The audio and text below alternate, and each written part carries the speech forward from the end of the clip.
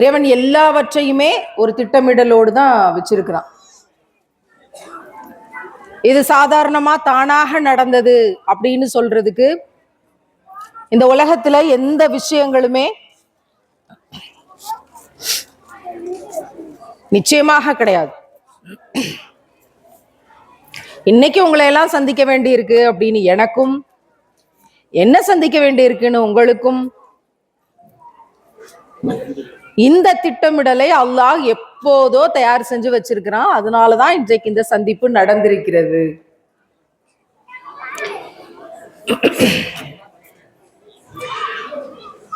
அப்படின்னா ஏதோ ஒரு காரணத்துக்காகத்தான் அல்லாஹ் இந்த சந்திப்பை உருவாக்கி இருப்பான். 3 வருஷத்துக்கு முன்னாடி வெறும் சபரிமாலாவாக இருந்த என்னை இறைவன் ஃபாத்திமா சபரிமாலாவாக மாற்றினான். அல்ஹம்துலில்லாஹ். சின்ன வயசுல இருந்து நான் தேடின அன்பு எனக்கு கிடைக்கவே இல்லை. எல்லா வடிவத்திலையும், தாய் தகப்பன்ட்ட இருந்து எல்லா வடிவத்திலையும். அப்ப நான் என்ன செஞ்சேன், நமக்கு கிடைக்காத அன்பை மற்றவங்களுக்கு கொடுக்க ஆரம்பிப்போம் அப்படின்னு சொல்லி என்னுடைய அரசு பள்ளி ஆசிரியராக இருந்தேன்னா என்னுடைய மாணவர்களையே கொண்டு, இப்ப இந்த பிள்ளைகள்லாம் பட்டிமன்றம் நடத்தினதை பார்க்கும்போது ரொம்ப சந்தோஷமா இருந்துச்சு. என்னுடைய மாணவர்களை, கிராமத்துல அரசு பள்ளி பிள்ளைகளை, குடிசை வீட்டில இருந்த பிள்ளைகளை எல்லாம் எடுத்து அவங்கள பட்டிமன்ற பேச்சாளராக்கி இது மாதிரி ஊர் ஊரா கிராமங்களுக்கு போய் பட்டிமன்றம் நடத்தணும். அப்படி தொடங்கி அந்த பயணம் எல்லாம் இன்னைக்கு எனக்கு ஞாபகம் வந்தது. அதெல்லாம் பார்த்து தான் அல்லாஹ் என்ன செஞ்சான், இஸ்லாம் அப்படிங்கிற பெரிய பொக்கிஷத்தை எனக்கு தந்தான். பாலியல் வன்கொடுமைக்கு எதிராக இன்னும் ஒரு பொம்பளை பிள்ளை கூட எங்கேயும் அபியூஸ் அப்படிங்கிற கொடுமைக்கு ஆளாக கூடாது, இனி ஒருத்தி கூட வரதட்சணை கொடுமைக்கு ஆளாகி சாகக்கூடாதுங்கிறது இஸ்லாத்துக்கு முன்னாடியே நான் தொடர்ந்த பிரச்சாரமும் போராட்டமும் செஞ்சு கொண்டிருந்தது. இஸ்லாத்துக்கு வந்த பிறகு அதை ஒரு பெரிய பிரச்சாரமாக முன்னெடுக்கணும். காரணம் என்ன, இஸ்லாத்துக்கு முன்னாடி நான் வெறும் சபரிமாலாவா இருக்கும்போது வரதட்சணைக்கு எதிராக போராடினேன். ஆனா என்ன செய்யறதுன்னு தெரியல, இதை எப்படி அழிக்கிறது ஒழிக்கிறதுன்னு தெரியல. பாலியல் வன்கொடுமைக்கு எதிராக கிட்டத்தட்ட 50 பிள்ளைகளோட மரணத்துக்கு நான் போயிருக்கேன். 3 வயசு, 8 வயசு, 7 வயசு, 4 பேர் சேர்ந்து, 5 பேர் சேர்ந்து. அந்த கொடுமையெல்லாம் எந்த தாய்க்கும் நடக்கக்கூடாது, எந்த பிள்ளைக்கும் வரக்கூடாது. போராடினேன். ஆனா என்ன தீர்வு, என்ன செய்யறது, அதை எப்படி மாத்துறது எனக்கு தெரியல. இனி ஒரு பிள்ளை தற்கொலை பண்ணி சாகக்கூடாது, அது நீட்டாக இருந்தாலும் சரி, வேற எந்த பிரச்சனையா இருந்தாலும் சரி. நான் எதிர்த்து தற்கொலைக்கு எதிராக போராடினேன். ஆனா என்ன செய்யறது எனக்கு தெரியல, வழி தெரியல. ஆனால் இஸ்லாத்தை ஆராய்ச்சி செய்யும் போதுதான் வரதட்சணைக்கு எதிரான பெரிய தீர்வு. படிக்கிற பிள்ளைகள், மதராசா பிள்ளைங்க சொல்லுங்க, என்னது தீர்வு? வரதட்சணைக்கு எதிரான தீர்வு என்ன? நம்ம நபி என்ன சொல்லி கொடுத்தாங்க சொல்லுங்க, சத்தமா சொல்லுங்க. மகர். தற்கொலையை பத்தி இஸ்லாம் என்ன சொல்லுது சொல்லுங்க? ஹராம். பாலியல் வன்கொடுமையை பத்தி இஸ்லாம் என்ன சொல்லுது? ரசூல்லா என்ன தண்டனை கொடுத்தாங்க? விபச்சாரத்துக்கு என்ன தண்டனை கொடுத்தாங்க? அல்லாஹ் அடிச்சு கொல்லுங்க. ஒரே ஒருத்தனுக்கு அப்படி ஒரு தண்டனை இந்த இந்திய நாட்டில் கொடுத்திருந்தா இவ்வளவு பாலியல் வன்கொடுமை நடக்காது. ஆனா அப்படியான சட்டங்கள் இங்கே இல்லை, அப்படியான ஆட்சியாளர்கள் இங்கே இல்லை. இப்ப இஸ்லாம் எல்லாவற்றுக்கும் தீர்ப்பை சொல்லியிருக்கு, தீர்வை சொல்லியிருக்கு. அதுல என்ன ரொம்ப அழகான விஷயம்னா, ஒரு பிரச்சனை நடக்கிறதுக்கு முன்னாடியே பாதுகாத்துறது. அதுதான் இஸ்லாமோட அழகு. முன்னாடியே பாதுகாத்துக்கோ. இப்ப எல்லாரும் ஃபர்தா போட்டு வரணும், தலையை மறைத்து கொண்டு இந்த ஹிஜாப் அணிந்து கொண்டு வரணும். ஏன் ஏன் ஏன் இந்த ட்ரெஸ்ஸை போடணும்? லூசா ஒரு ட்ரெஸ்ஸை போடணும். ஃபர்தாங்கிறது லூசா போட வேண்டிய ஒரு ட்ரெஸ். யார் யாரெல்லாம் கடையில போய் லூசா ஃபர்தா எடுத்து அவங்க சைஸுக்கு ஃபிட்டா தச்சுக்கிறாங்களோ, டைட்டா, அவங்களோட ஏற்ற உயரத்துக்கு தகுந்த அதை வெட்டி தைக்கிறது வேற, ஆனா ஃபிட்டா தைக்கிறது, கரெக்டான ஸ்ட்ரக்சர்ல அப்படி தைக்கிறாங்களோ அதெல்லாம் ஹராம். ஃபர்தாவை டைட்டா போட்டா அது ஹராம். அதே மாதிரி இந்த போடுற மக்னா, தலைமுடிய மறைச்சு இந்த மக்னா டிசைன் டிசைனா வந்துருச்சு. நம்ம சும்மா தலை சீவிட்டு போயிருந்தா கூட நம்ம சுமாரா தான் இருப்போம். நான் ரொம்ப அழகழகா ஃபர்தாவும் ரொம்ப அழகழகா ஹிஜாபும் ஹராம். இந்த ஃபர்தாவும் ஹிஜாபும் போடுறது நம்ம அழகா தெரியணுங்கிறதுக்காகவா, அழகா தெரியக்கூடாதுங்கிறதுக்காகவா? இது ஒரு பட்டிமன்றமா நடத்துங்க உங்க மதரசால. சொல்லுங்க பிள்ளைகள், சொல்லுங்க பாப்போம். அழகா தெரியணுங்கிறதுக்காகவா, அழகா தெரியக்கூடாதுங்கிறதுக்காகவா? சுப்ஹானல்லாஹ். அழகா தெரியக்கூடாதுங்கிறதுக்காக. பிறகு என்னத்துக்கு டிசைனா ஃபர்தா போடுறது? இங்க இருந்து அப்படியே பார்த்தேன்னு வச்சுக்கோங்களேன், அப்படியே மினுக்குது, எனக்கு சிக்கு சிக்கு சிக்கு சிக்கு சிக்கு சிக்குன்னு மினுக்குது லைட்ல. என்ன தலை பூரா மினுக்குது. என்ன அவ போட்டிருக்கிறது ஃபர்தா போட்டிருக்கா, அவ போட்டிருக்கிறது நோஸ் பீஸ் போட்டு கண்ணு மட்டும் தெரியற மாதிரி கட்டியிருக்கா எல்லாம், அதெல்லாம் சரிதான். தலை மட்டும் என்ன மினு மினு மினு மினு மினுக்குது. கோலார் தங்கச்சுரங்கத்துல இருந்து தலையை முக்கிய எடுத்துட்டு வந்துட்டான்னு நினைக்கிறேன். அந்த தலையெல்லாம் என்னமா சிரிக்கிறா எல்லாம். யூனிஃபார்ம் ஷால், யூனிஃபார்மா தங்கம் மினுக்குது. என்ன யூனிஃபார்ம் ஷாலை மாத்துங்க. மினுக்க கூடாது. மினுக்குனா அழகா தெரியுது, என்ன அட்ராக்ஷனா ஏதோ தெரியுதே அப்படின்னு திரும்ப பார்ப்போம். அப்படி பார்க்க கூடாது. இந்த சின்ன பிள்ளைகளுக்கெல்லாம் ஸ்டோன் வைக்காம மக்கனா வர்றதே கிடையாது. இந்த குட்டீஸ்க்கெல்லாம் பாருங்களேன், மக்கனானே போன தச்சு விற்க ஆரம்பிச்சிட்டான். பிறந்த குழந்தை கொண்டு விற்க ஆரம்பிச்சிட்டான். அதுல பாருங்க, இப்ப நடந்து வர்றா பாருங்க, ஒரு ரோஸ் கலர் ப்ளூ கலர் போட்டுட்டு எல்லாம் பாக்குறாளுங்க திரும்பி. அதுல எத்தனை கல்லு, குறைஞ்சது 100 கல்லாவது இருக்கும் போல இருக்கு. எதுக்கு கல்லு? யாராவது சொல்லுங்க பிள்ளைகள், எதுக்குமா கல்லு? அழகுக்கு. அழகுக்கா நம்ம இந்த ஹிஜாப போடுறோம் இல்லையே. பிறகு எதுக்கு கல்லு? அத வாஷிங் மிஷின்லயும் போட முடியாது. என்ன அதையும் போடுவோம் நம்ம, அது வேற விஷயம், அதையும் உள்ள தள்ளிடுவோம். அழகுக்காக நம்ம ஃபர்தாவும் ஹிஜாபும் போடல. அப்படி போட்டா அது ஹராம். இந்த மினுக்கிறது, கல்லு வைக்கிறது, டைட்டா போடுறது ஹராம். ஏன்? நபிகள் நாயகம் ஸல்லல்லாஹு அலைஹி வஸல்லம் அவங்க தெளிவா சொல்லி கொடுத்தாங்க. பேணுதலா முன்னாடியே பாதுகாத்துக்கங்க, எல்லாத்தையும் மறைச்சுக்கங்க, யாருக்கும் எதுவும் வெளியே தெரியக்கூடாது. ஃபாத்திமா நாயகம் அவங்க சொர்க்கத்தின் தலைவி, ரசூலுல்லாவோட மகள், நமக்கெல்லாம் தெரியும். அவங்க மரணிக்கிறதுக்கு முன்னாடி சொன்னாங்களாம், நான் மரணிச்சிட்டேன்னா என்னுடைய உடலை ஈச்சம்பாய் இருக்குல்ல, அந்த ஈச்சம்பாய் மட்டை அது பின்னுனது அந்த இதை வச்சு சுருட்டி என்ன உடனே இருட்டுல அடக்கிருங்க. ஏன்? 2 காரணம். என்னோட உடல் அமைப்பு கூட வெளியில யாருக்கும் தெரியக்கூடாது. இப்படி நடந்து போனாங்க அப்படின்னா, யாரோ ஒரு வயசான பாட்டி போறாங்களே, ஒரு மூதாட்டி போறாங்களே அப்படின்னு பேசிக்குவாங்களாம். அவங்க எத்தனை வயசுல வஃபாத்தானாங்க தெரியுமா? எத்தனை வயசுல? 28. இங்க ஐயா 29ன்னு சொல்றாங்க. 28ஓ 29ஓ 30க்குள்ள வஃபாத் ஆயிட்டாங்க. இளமையில அவங்க இந்த பூமியில இருந்து கிளம்பிட்டாங்க. ஆனா அவங்க நடந்து போனா என்னன்னு சொன்னாங்களா, ஒரு மூதாட்டி, ஒரு பாட்டி நடந்து போறாங்களே, அவ்வளவு போத்திக்கிட்டு அவ்வளவு மறைச்சுக்கிட்டு நடை அப்படி இருக்குமா. ஆனா இன்னைக்கு நம்ம பிள்ளைங்க நடந்து போனா மூதாட்டின்னு சொல்லுவாங்களா? 28 வயசுல அப்படித்தான் உடையணிந்து போறோமா? டிசைன் ஃபர்தாக்களை வாங்காதீர்கள், டைட்டாக உடையை அணியாதீர்கள். இந்த லெகின்ஸ்னு ஒண்ணு இருக்குல்லம்மா, யார் யார் போடுறோம் கை தூக்குங்க பாப்போம். அல்லாக்கா கை தூக்குங்க. ஏன்னா இதுல போய் சொல்றதுக்கு என்ன இருக்கு? நானும் போட்டிருந்தேன் உங்களை மாதிரி இருக்கும்போது. நல்லா கை தூக்குங்க. அப்படி பின்னாடியில தூக்குங்க. எல்லா அக்காமார்களும் அண்ணிமார்களும் பெரியம்மா பாட்டி வரைக்கும் இன்னைக்கு லெகின்ஸ் தான். கை கீழே போடுங்க. கை தூக்குனவங்களுக்கு எல்லாம் நன்மை, கை தூக்காங்களும் அல்ல கேட்பான். அன்னைக்கு தூக்க சொன்னப்ப இந்த கை தானே தூக்காம இருந்துச்சு. சிரிச்சுக்கிறோம், என்ன செய்யறது? ஏன்னா பிள்ளையெல்லாம் கை தூக்கிட்டாளுங்க. மாஷா அல்லாஹ். லெகின்ஸ் இனிமே போடாதீங்க. ஒரே கேள்விதான், பதில சொல்றதுக்கு முன்னாடி கேள்வியை கேட்கிறேன். ஏன் ஆம்பளை பிள்ளைகளுக்கு லெகின்ஸ் தயாரிக்கல சொல்லுங்க பாப்போம். எங்கேயாவது நம்ம அண்ணன்மார்களுக்கு, தம்பிமார்களுக்கு, கணவன்மார்களுக்கு, வாப்பாமார்களுக்கு, தாத்தாமார்களுக்கு லெகின்ஸ் உண்டா? ஏன் பொம்பளை பிள்ளைகளுக்கு மட்டும் லெகின்ஸ்?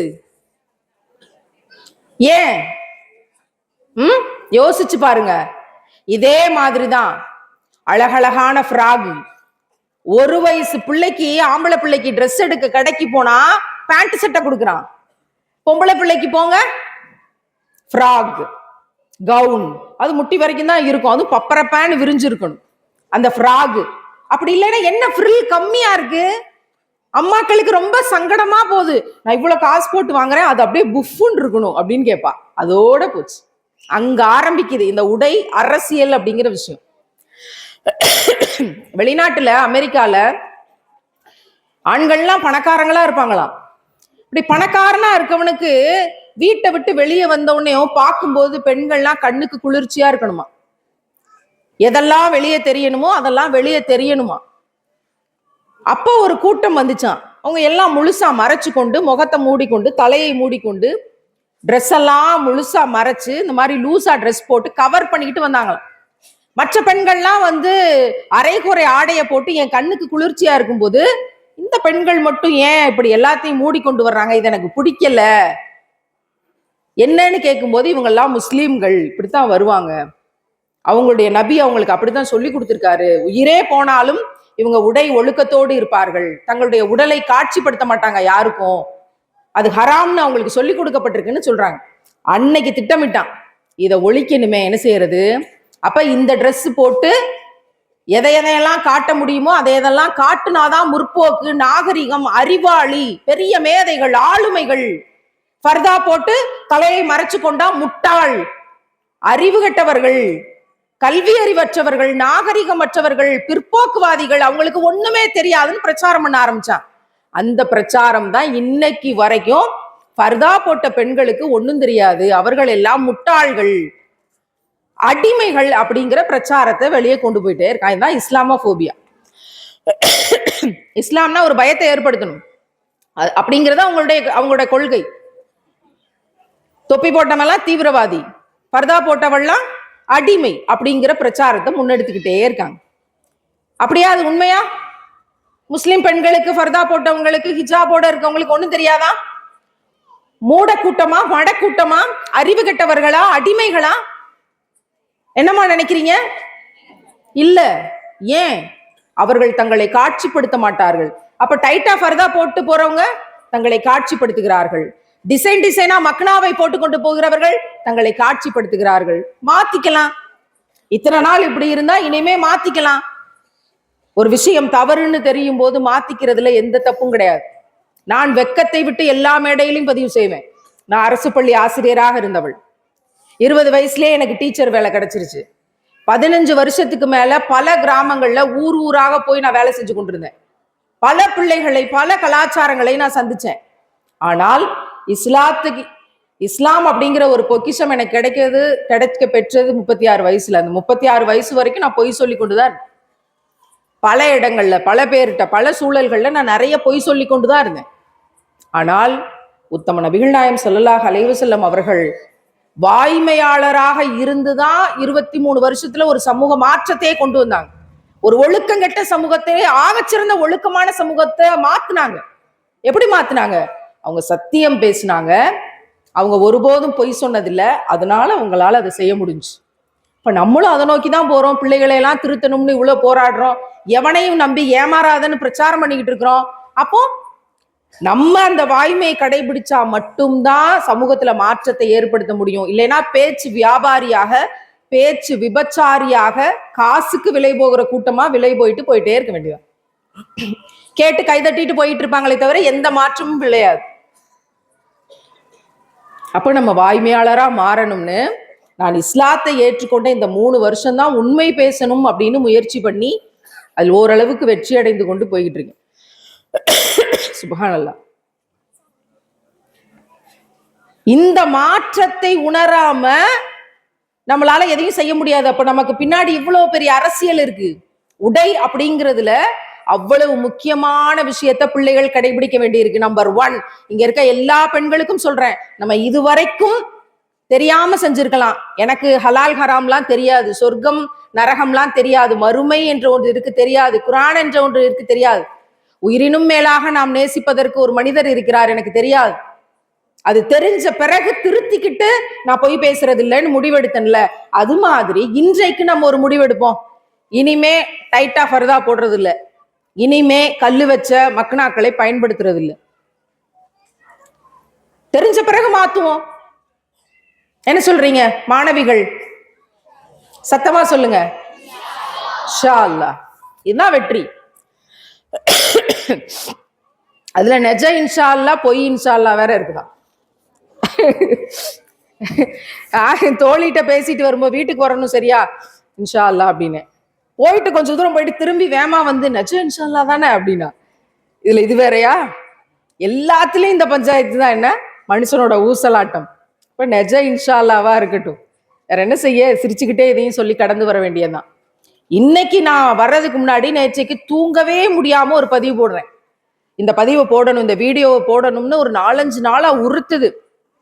உடம்பு ஒத்துழைக்கல, மனசு ஒத்துழைக்கல, இருமல் ஒத்துழைக்கல. இருமிக்கிட்டே பேசினாலும் சரிதான். நேற்று நைட்டு ஒரு வீடியோவை பேசி வெளியிடுறேன். முதல்லாம் இந்த ஆம்பளை பிள்ளைகள்லாம் சேர்ந்து படிக்கிற ஸ்கூல்ல பொம்பளை பிள்ளைய கொண்டு போய் சேர்க்கறது சங்கடமா இருந்துச்சு.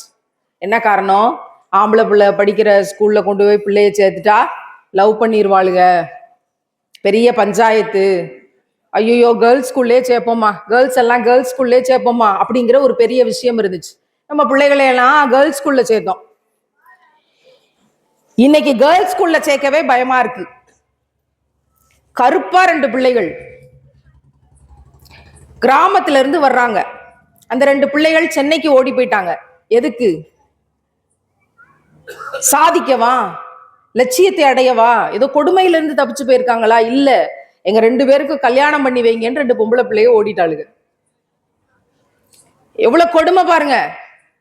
2 பொம்பளை பிள்ளைகள் கிராமத்திலிருந்து, விவசாய குடும்பத்திலிருந்து, வறுமையான இடத்துல இருந்து கஷ்டப்பட்ட அப்பா அம்மா வந்து இந்த பிள்ளைகளை வந்து பள்ளிக்கூடத்துல ஹாஸ்டல்ல படிக்க வச்சிருக்காங்க. அந்த ஹாஸ்டல்ல இருந்து தப்பிச்சு ஓடிட்டாளுங்க. அழகிய முன்மாதிரி சேனல்ல அந்த வீடியோவை பாருங்க. அந்த பிள்ளைகள் அதுல இருக்கிறாங்க. அந்த வீடியோவோட காட்சி அதுல போட்டிருக்கிறோம்.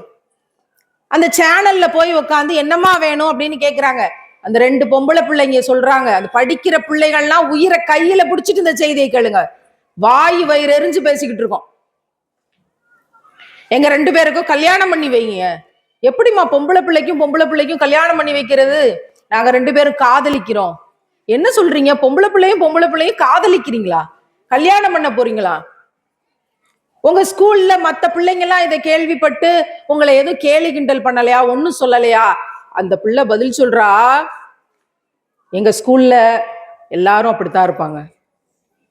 எச்சரிக்கை, இந்த நாட்டுக்கு, இந்த அரசாங்கத்துக்கு, பெற்றோர்களுக்கு, பள்ளிக்கூடங்களுக்கு, மதரசாக்களுக்கு எச்சரிக்கை.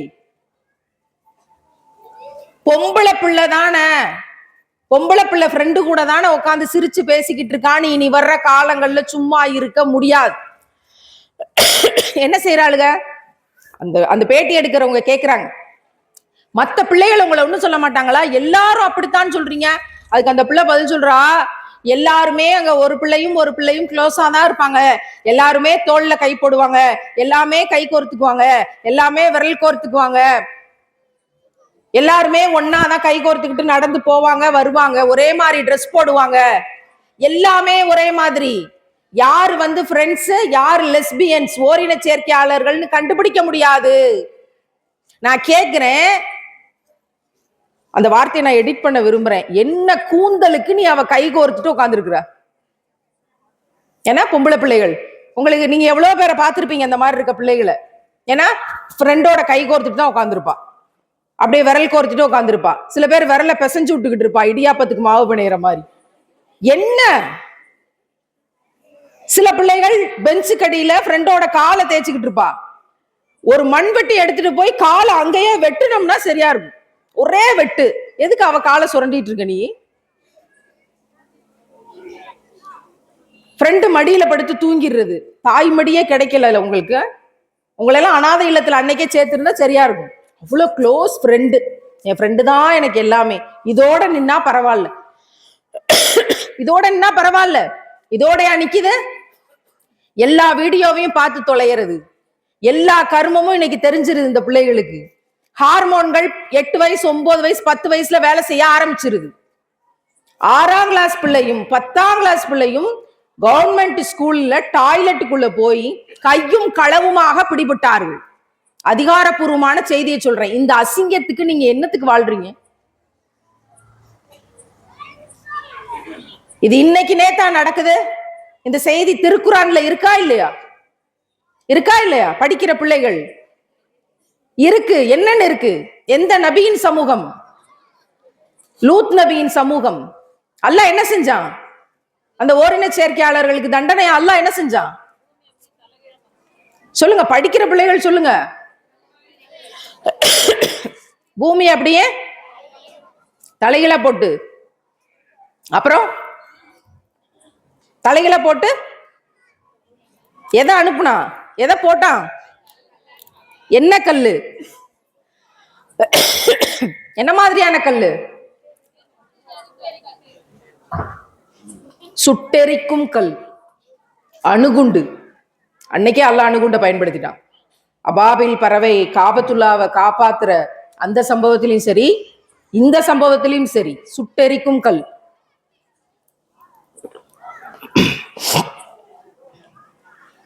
இப்ப அந்த இடத்துல என்ன இருக்கு? அந்த ஓரின சேர்க்கையாளர்கள் இருந்த இடத்துல அந்த ஊர் எல்லாம் அழிச்சிட்டான். இப்ப என்ன இருக்கு?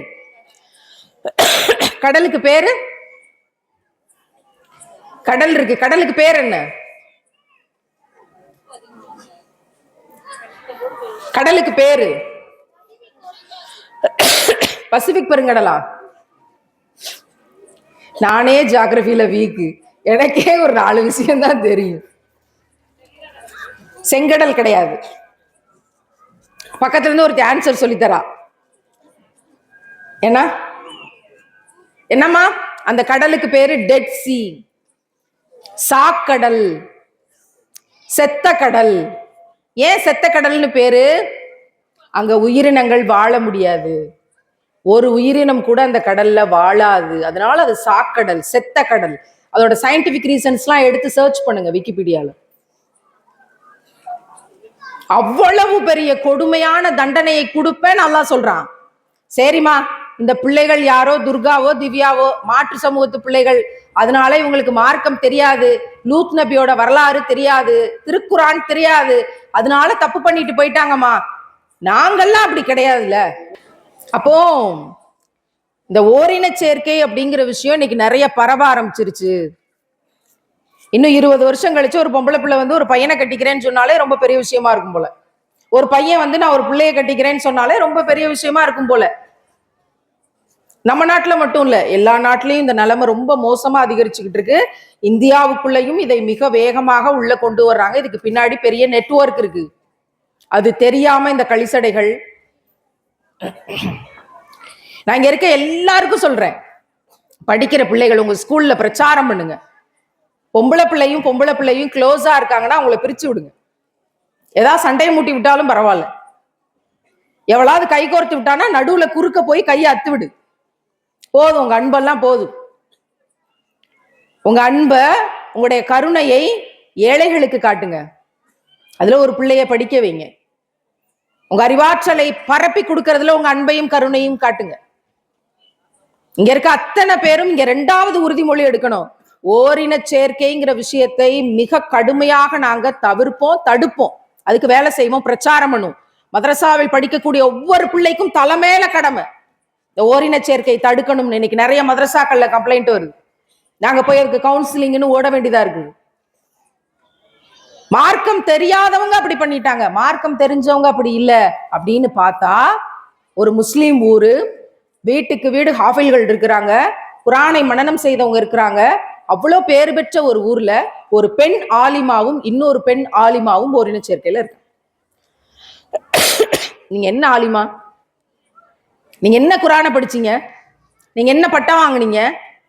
இன்னைக்கு என்னமாவது பிள்ளைகளை படிக்கணும்னு பெத்தவங்க எதுலயாவது தள்ளி விட்டுற மாதிரி குரான் படிக்கவும் தள்ளி விடுறதா? படிக்கிறது எதுக்கு அப்படிங்கிறத யோசிச்சு படிக்கணும். என்ன படிக்கிறோம்? இப்ப பாங்க முடிஞ்சோடனே எல்லாரும் சேர்ந்து கோரஸா சொன்னீங்கல்ல, அதுக்கு என்ன அர்த்தம்? யாராவது சொல்லுங்க, மைக்க கொடுங்க. ஒரு உதாரணத்துக்கு தான் கேட்கிறேன், யாராவது சொல்லிடுவீங்க எப்படியும். என்ன அங்க கொடுங்க, யாராவது ஒரு பிள்ளை மைக்கை வாங்கிக்கோங்க, தேவைப்பட்டா நீங்க அந்த மைக்கை பயன்படுத்திக்கங்க, கொடுத்துருங்க. அந்த அந்த அம்மாட்ட யார்ட்டையா கொடுத்துருங்க, வாங்கிக்கங்கம்மா. ரைட், சொல்லுங்கம்மா, பொருள் சொல்லுங்க, உட்காந்தே சொல்லுங்கம்மா, ஒன்றும் பிரச்சனை இல்லை. இப்ப வாங்க முடிஞ்சோடனே எல்லாம் கோரஸா ஏதோ சொன்னீங்க, எனக்கு எனக்கு என்னன்னு புரியல, எனக்கு அரபி தெரியாது. நீங்க எல்லாம் தொடர்ந்து சொல்ற பிள்ளைகள், நீங்க பதில் சொல்லுங்க. பிள்ளைகள் தான் சொல்லணும்.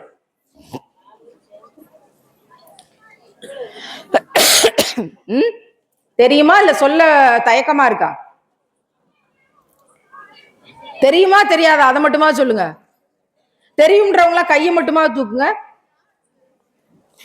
சரி, நான் ஏன் கேட்கிறேன்னா உங்களை சங்கடப்படுத்துறதுக்காக இல்லை, ஏன்னா எனக்கும் ஒன்றும் தெரியாது. இப்பதான் படிச்சுக்கிட்டு இருக்கேன். அல்ஹம்துலில்லாஹ், குரான் ஓதணும்னு முயற்சியை தொடங்கி 90 நாட்கள்ல இறைவன் என்னை குரான் ஓதி முடிக்க வச்சான். இறைவன் மிகப்பெரியவன். நம்ம தமிழ்ல படிக்கிறோம், நிறையா அரபியில படிக்கிறோம். பொருள் தெரிந்து படிங்க. என்னம்மா, இதுக்கு என்ன சொல்லணும் சொல்லுங்க, சத்தமா இன்ஷா அல்லான்னு சொல்லுங்க. வேற அவன் மேல பாரத்தை தூக்கி போட தவிர நமக்கு வேற எந்த வழியும் இல்லை. பொருள் தெரிஞ்சு படிங்க, உணர்ந்து படிங்க, அந்த வாழ்க்கையில கடைபிடிக்கணுங்கிற இறையச்சத்தோட படிங்க. ஒவ்வொரு விஷயமும் ஆம்பளை பிள்ளைகளுக்கு தெளிவா சொல்லி கொடுக்கறது அதுதான். இது யாருக்கோ எங்கேயோ இல்ல, உங்களை நரக நெருப்புல இருந்து நீங்க பாதுகாத்துக் கொள்றதுக்கு. ஒரு ஆம்பளை பையன் நினைச்சா நாளைக்கு ஒரு ஊரை காப்பாத்தலாம். 10 ஆம்பளை பசங்க, டீனேஜ் பசங்க எல்லாம் சேர்ந்து இப்படி எல்லாம் நடக்குது, ஊர்ல இப்படி எல்லாம் நடக்குது, என்ன செய்யுது, நம்ம இதுக்கெல்லாம் எதிரா பிரச்சாரம் பண்ணணும் அப்படின்னு 10 ஆம்பளை பசங்க சேர்ந்து முடிவெடுத்தா நாளைக்கு இந்த ஊர் உருப்படும். அந்த 10 பசங்களும் சேர்ந்து தப்பான வீடியோ பார்த்துக்கிட்டு இருந்தா என்ன நடக்கும்? 10 பொம்பளை பிள்ளைகள் சேர்ந்து ஊர் புறணி பேசிக்கொண்டுதான் என்ன நடக்கும்? 2வது உறுதிமொழி, 1 உடை, 2வது ஓரினை சேர்க்கை. இது 2லயும் எப்படி நம்ம இருக்கணும்னு குரான் சொல்லியிருக்கோ அப்படி அதுக்கு எதிராக பிரச்சாரம் செய்ய வேண்டிய மிகப்பெரிய பொறுப்பு நமக்கு இருக்குது. அதை இந்த படிக்கிற பிள்ளைகள் இந்த ஊர்ல தொடர்ந்து செய்யணும். என்னம்மா, சத்தமா சொல்லுங்களேன், தைரியமா செய்யணும். கடமை இருக்கு, ஒவ்வொரு பொம்பளை பிள்ளைக்கும் கடமை இருக்குது. ஒரு தாய் நல்லா இருந்திருந்தா அந்த வீட்டு பிள்ளை கெட்டு போக மாட்டா. இன்னைக்கு 2 பிள்ளைய, ட்வின்ஸ் 2 பிள்ளைய சேர்ந்து இல்லாத ஆட்டம் போட்டுட்டு இருக்கிறாளுங்க இந்த செல்போன்ல. ஏன்னா விஜய் டிவியில வேற போய் நடிக்கிறோம்ட்டு போய் இஸ்லாம் எதையெல்லாம் செய்யக்கூடாதுன்னு சொன்னுச்சோ எல்லாத்தையும் செய்யறாளுங்க. கரகாட்டம் ஆடுறாளுங்க கோயில் திருவிழால போய். முஸ்லீமா? ஏன்? அவங்க அம்மாக்கு இபாதத் இல்ல, அவங்க அம்மாக்கு பேணுதல் இல்ல, அவ அழகா நேர்வகட எடுத்து போட்டோக்கு போஸ் கொடுத்துட்டு இருக்கிறா. பிள்ளைகள் என்ன செய்யும்?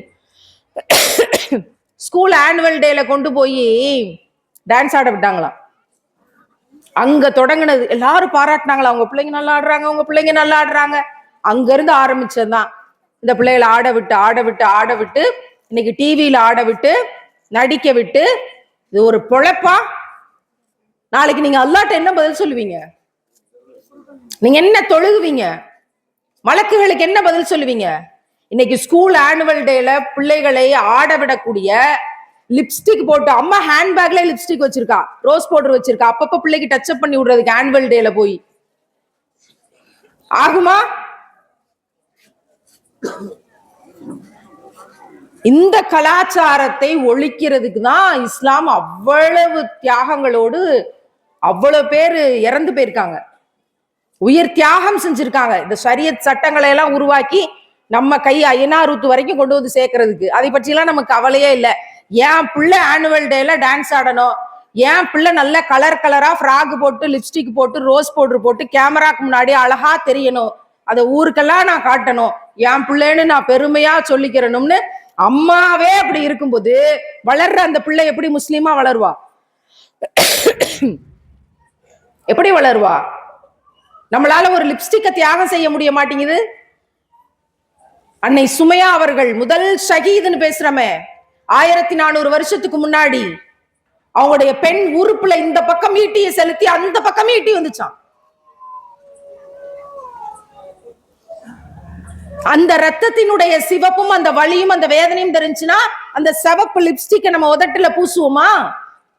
பூசிக்கொண்டு ஆண்டு விழால பிள்ளைய டான்ஸ் ஆட விடுவோமா? அங்க தொடங்குற கல்ச்சர் இங்க வரைக்கும் வந்து அடிக்குது. அம்மா சரியா இருந்தா பிள்ளை சரியா இருப்பா. இது மேக்சிமம் ஃபார்முலா.